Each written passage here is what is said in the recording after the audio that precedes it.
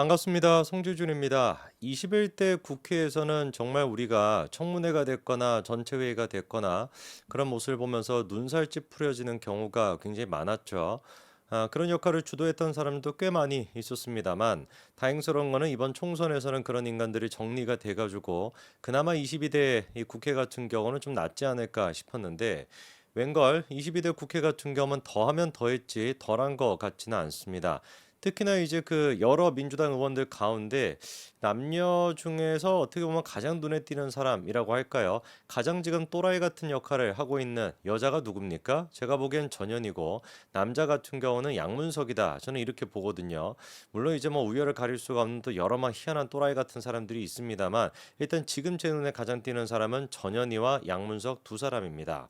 근데 이 전현이와 양문석 두 사람 다 공통점 한 가지를 가지고 있는데 자칫 잘못했다가는 이 진짜로 두 사람의 배지가 사라질 가능성이 있다라는 겁니다.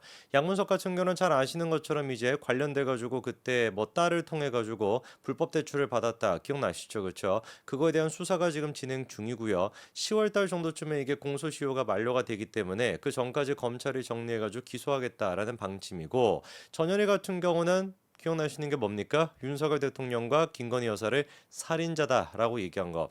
이거는 뭐 다른 거 얘기할 것도 없이 무조건 그냥 허위 사실인 것이고 이거는 가짜 뉴스 아니겠습니까? 명예훼손인 것이고. 그래서 이 부분에 대해 가지고 고발 조치가 이루어졌습니다만 지금 많은 법조계에 있는 전문가들이 한 목소리를 얘기하고 있는 게 이거 같은 경우는 이제 면책 특권에 들어가지 않을 수도 있다. 국회의원이 가지고 있는 면책 특권에 해당 사항이 없을 수 있다. 이런 이야기가 나오고 있습니다. 당연히 그럴 수밖에 없는 게 기본적으로 국회의원의 면책 특권이라고 함은 자기의 업무와 관련된 활동에 있어서 이제 면책 특권이 이루어지는 거거든요.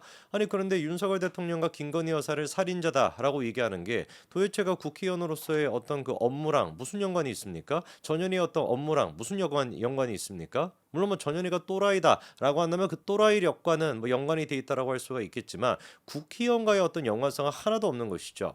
그렇기 때문에 이 부분에 대해서 충분히 법적인 조치가 가능하다 이런 지금 이야기가 나오고 있는데 오늘 제가 그거에 대한 거를 좀 정리를 해드리고자 합니다. 이번에 이제 국회에서는 정무위원회 전체 회의가 또 있었어요.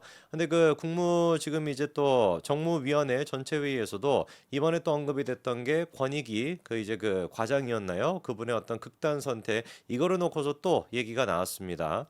사실 이게 뭐 좀 뭐라고 할까요? 이게 좀 철진한 이슈이다라는 생각도 들어요. 왜냐면 국민적으로 봤었을 때 도저히 좀 말이 안 되지 않습니까? 아무리 뭐 민주당을 지지하는 개딸들이라고 할지라도 뭐 김건희 여사는 윤석열 대통령 이런 사람들이 권익위 간부가 그런 식으로 극단 선택하는데 외압을 끼쳤다. 너무 터무니없는 얘기고 아무런 증거랑 근거가 없다 보니까 국민적인 관심도도 별로 없는데 관련돼 가지고 일단 정무위원회에서 얘기가 나오더라고요. 민주당 쪽의 민병덕이가 이런 얘기를 합니다. 본인이 남긴 자료에 따르면 심리적으로 힘들다. 내 생각과 달랐지만 반대할 수 없었다고 하는데 외압이 있을 수 있다는 것에 대해선 증거가 나온 거 아닌가? 뭐 이런 대도 안 되는 소리를 합니다. 권익위원장을 지금 앉혀놓고 뭐 이 내용 같은 경우는 사실 이제 한겨레를 통해 가지고 카톡 내용이 공개가 됐었는데 사실 방금 제가 읽어드렸던 거를 쭉 들어보시면 아시겠지만 이게 지금 뭐 심리적으로 힘들다라는 게 민주당이 진짜 뭐 개발작을 일으키고 발광을 하고 있어가지고 그래서 힘들다라는 것인지 뭐 지금 보니까 80일 가까이를 매일같이 자료 요청을 했다라는 거 아닙니까? 제가 봤을 때는 진짜로 외압을 느끼고 진짜로 업무 부담감을 느꼈다라고 하는 민주당 때문인 것인데 뭐 그것 때문에 부담감을 느낀 것인지 김건희 여사 수사에 대한 외압이 있었던 것인지 이 내용만 가지고서 아무도 알 수가 없습니다. 근데 무슨 놈의 증거가 나온 거 아닌가 이런 뭐 대도 안 되는 소리를 해요. 그랬더니만 이제 그 얘기를 듣고 권익위원장이 뭐라고 하냐? 그 점에 대해서는 아직 확인돼 바가 없는 것으로 안다. 정확한 답변이죠. 그렇죠? 확인된 게 아무것도 없습니다. 그러면서 추가적으로 하시는 얘기가 저희가 알기로는 당사자들께서 외압이 있었다는 얘기를 안 하고 있고 가족들이 지금 그런 얘기를 안 하고 있다는 겁니다. 또한 굳이 의결권도 없는 분한테 외압을 가할 이유도 없었다라고 알고 있다. 이번에 극단 선택을 하신 간부 같은 경우는 방금 전에 얘기가 나왔던 것처럼 가장 결정적으로 외압을 느끼지 않을 수밖에 없는 이유가 뭐냐? 한마디로 얘기해서 자기한테 그 권한이 없습니다. 이거를 무슨 뭐 종결 처리를 할지 말지에 대해 가지고 자기가 결정하는 것이 아니라 위원들의 어떤 다수결을 통해 가지고 결정하는 거기 때문에 권익위 간부가 이거에 대해서 외압을 느낄 이유가 하등 없거든요.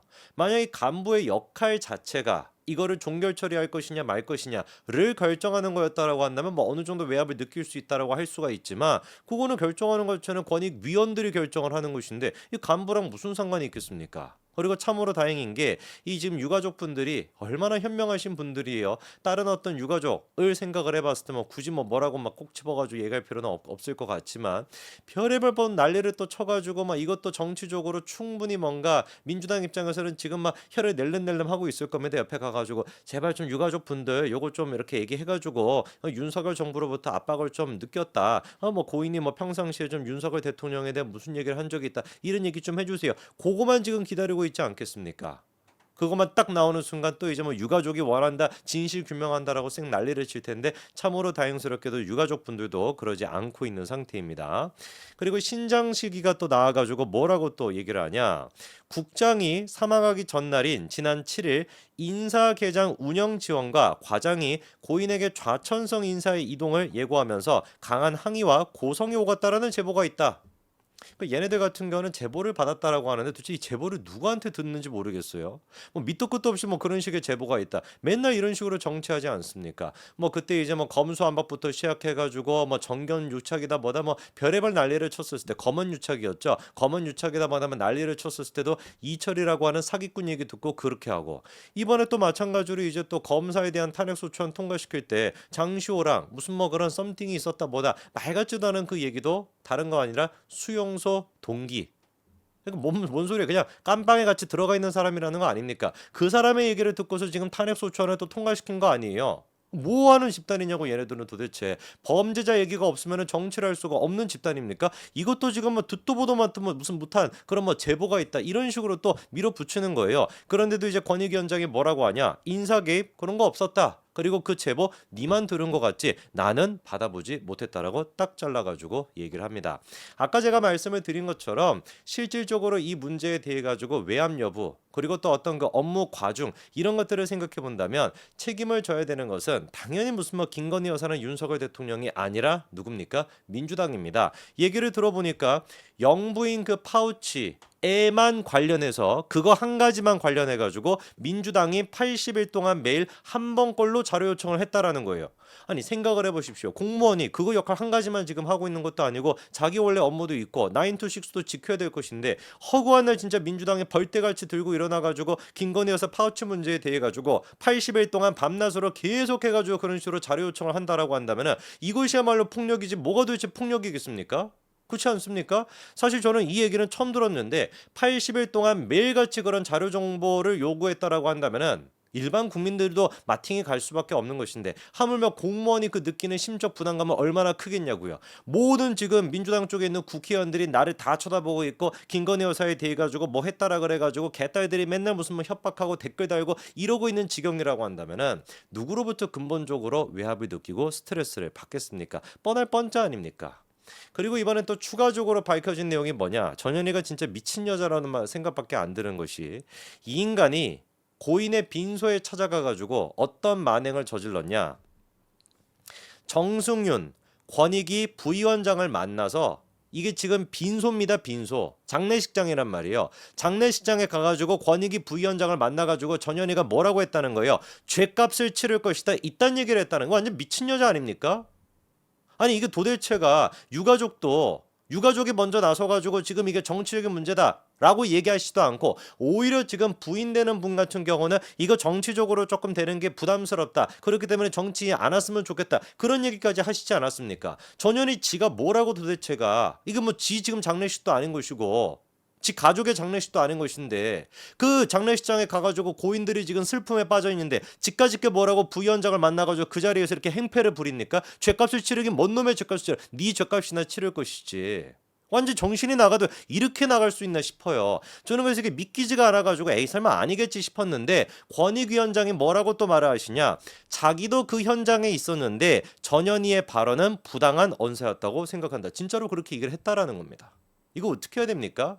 이재명 그 인간 같은 경우도 어땠습니까? 지난번에 그 전영수 씨였나요? 마지막 이제 그 비서실장 그 빈소에 찾아가 가지고 어떻게 해서든지 간에 정치적으로 그거를 써먹기 위해 가지고 뭐 7시간 가까이를 갔다가 앞에서 기다리고 유가족 같은 경우는 안 왔으면 좋겠다라고 입장을 밝혔음에도 불구하고 혹시나 이것도 내가 빈소에 가 가지고 인사 못하면은 나 때문에 뭐 이렇게 된 거 아니냐라는 정치적인 그런 게 있을까 봐 유가족의 의사는 싹 다 무시하고 7시간이나 버텨 가지고 끝끝내 그렇게 한 인간이 이재명 아니었습니까? 그 혀를 내두르면서 그때 유가족분들이 했던 얘기가 뭐예요?